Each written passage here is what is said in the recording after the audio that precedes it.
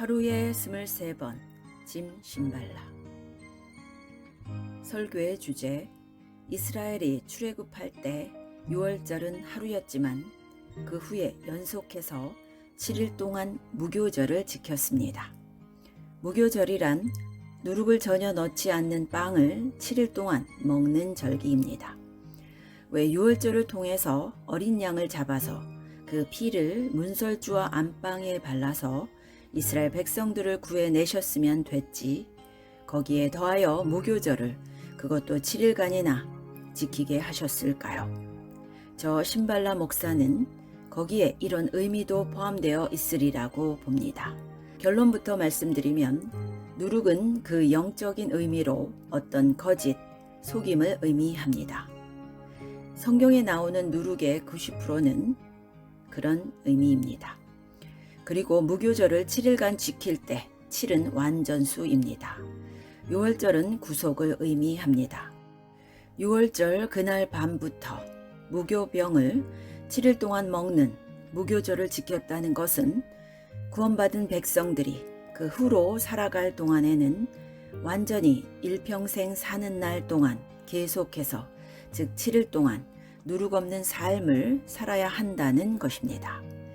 구속받은 백성들은 거짓이나 속임이 없는 삶을 살아야 한다는 것, 그것이 바로 6월절을 지킨 다음에 곧이어 무교절을 7일간 지키게 하신 영적인 의미라고 봅니다.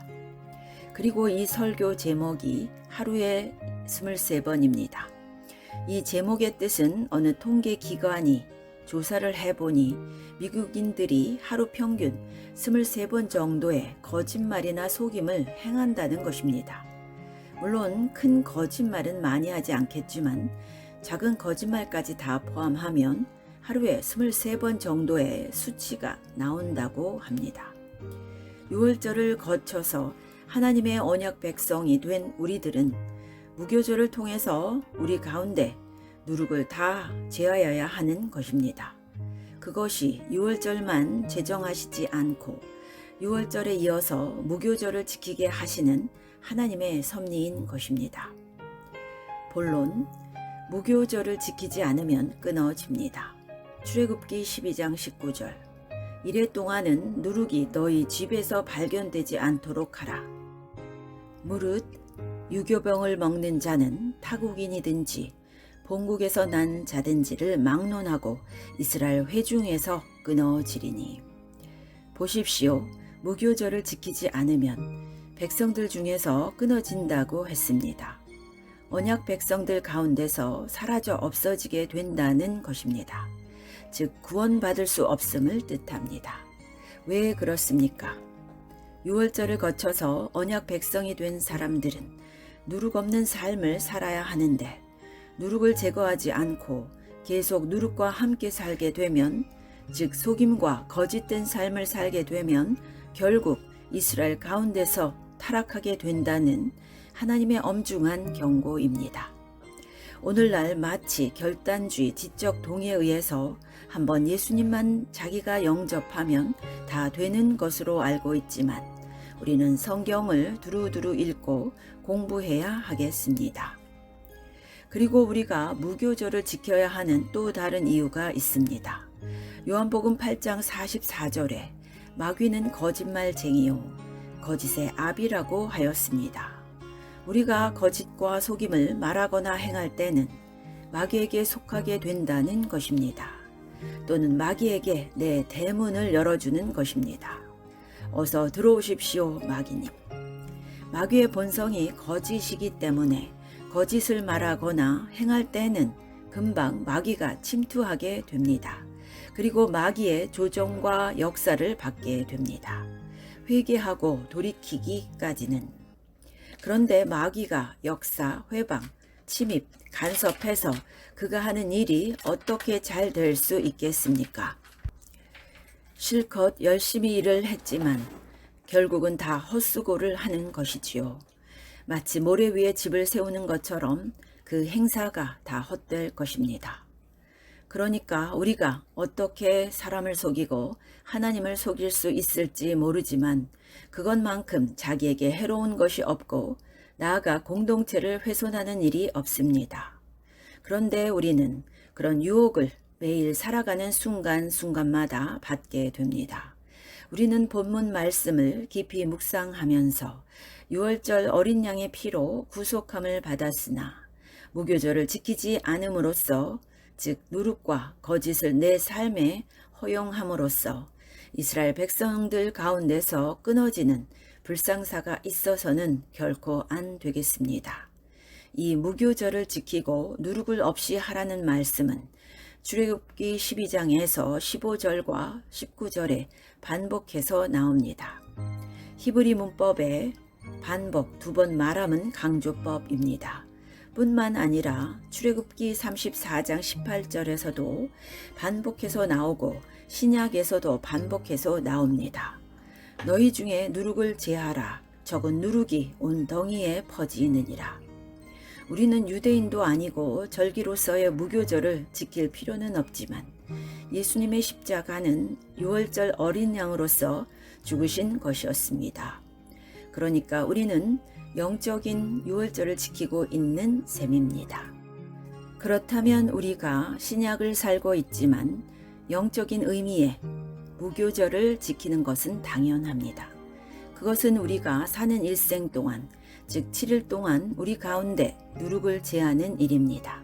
즉 무교병을 먹는 일입니다. 즉 무교절을 지키는 것입니다. 너희 중에 누룩을 제하라. 적은 누룩이 온 덩이에 퍼지느니라. 유월절도 구약시대에는 단 하루만 지켰지만 신약시대에는 영적인 유월절이 매일 계속되는 것입니다.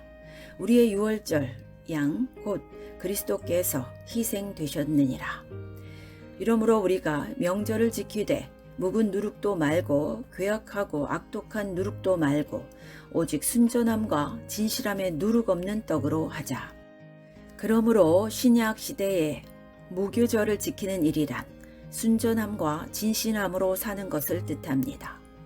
미국의 통계기관의 조사에 의하면 사람들은 자기가 약 23번 정도의 거짓을 매일 행한다고 하는데요. 우리는 어떤 거짓이나 속임의 일을 행할까요? 작게는 과장하고 부풀리는 것입니다.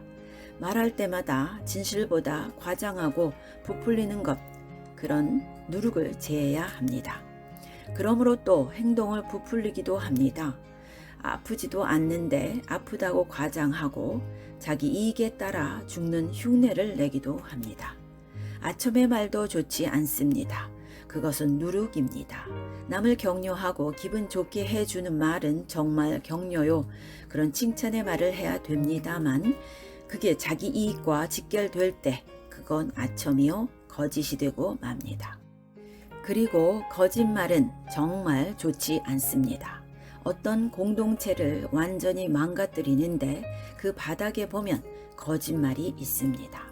본문은 오직 순전함과 진실함의 누룩 없는 떡으로 하자 이라고 권면합니다. 영어로는 sincerity and truth입니다. 아시다시피 거짓말을 한번 하면 그 말을 옹호하기 위해서 계속 거짓말을 반복해서 지어내어야 합니다. 그 외에도 거짓된 말과 행동은 수십 가지로 많습니다. 그리고 거짓을 말하면 마귀와의 영적 전쟁에서 승리할 수 없습니다. 우리가 거짓을 말할 때 그 죄를 계기로 마귀가 우리 속에 쉽게 침투할 수 있습니다. 그러면 마귀와의 영적 전쟁에서 승리는커녕 우리가 마귀의 도구가 되어서 마귀가 이끄는 대로 끌려다니게 됩니다. 그 결국은 이스라엘 가운데서 끊어지게 컷오프 되는 것입니다. 우리는 거짓의 문제를 심각하게 다루어야 합니다. 그래서 이런 기독교 전통을 이어오는 서구에서는 거짓을 아주 큰 죄로 여깁니다. 마귀가 거짓의 아비이기 때문에 그는 마귀에게 속했다, 조종당한다고 보는 것이지요. 오늘도 마귀는 두루다니며 삼킬 자를 찾고 있습니다. 그런데 누가 고의적으로 거짓말을 하는 자가 있으면 금방 그에게 침입하게 됩니다. 그러므로 우리는 언제나 신실함과 진실함으로 내 가운데 누룩을 제해야 합니다. 여러분, 하나님이요 내 편에 서 주십시오라고 기도하기 이전에 내 속에 거짓과 속임의 누룩을 제하게 하소서라는 기도를 먼저 드리십시오. 자기는 거짓과 속임을 허용하면서 마귀 편에 서 있으면서 하나님이 왜 자기 편에 서 주시지 않는지 의아해하면 안 됩니다. 에베소서 6장에 하나님의 전신갑주가 나옵니다. 그 전신갑주, 즉 성도의 완전 무장에 가장 처음으로 나오는 무장이 진리의 허리띠입니다. 여러분, 허리띠 없이 어떻게 전쟁을 치르겠습니까? 그 허리띠에 여러 가지 무기를 달아매는데 어림도 없습니다. 진리, 진실이 그만큼 중요하다는 것입니다. 진리의 허리띠가 없으면 영적 전쟁에서 결코 승리할 수 없습니다. 어떤 사람은 교회만 안 빠지고 다니면 하나님이 나를 도와주실 거야 라고 생각합니다. 물론 교회를 열심히 다녀야 하지만 많은 신자들이 일상에서 거짓과 속임 가운데 계속 살면서 그러면서도 교회에 안 빠지고 다니면서 자기가 의아해 합니다. 왜 하나님이 나를 안 도와주실까? 이는 악한 날에 너희가 능히 대적하고 모든 일을 행한 후에 서기 위함이라. 모든 일을 행하고 든든히 서려면 여러분 진리의 허리띠부터 든든히 고쳐 매시기 바랍니다. 아멘.